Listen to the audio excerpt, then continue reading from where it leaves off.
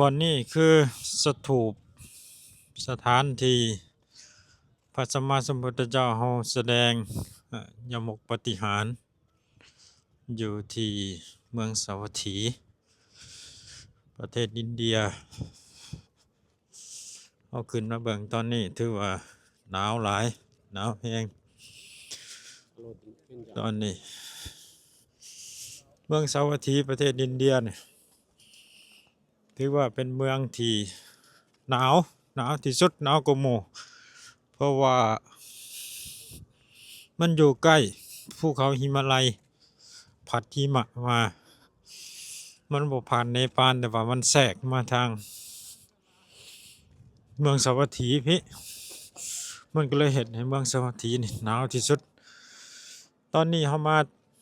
ฤดูบ่แม่นฤดูหนาวเด้ถือว่าท้ายๆฤดูหนาวมันยังหนาวซำนี้ถ้าเฮามาตอนฤดูหนาวคือเบิ่งว่ามันสิส่ำใดเอ้ย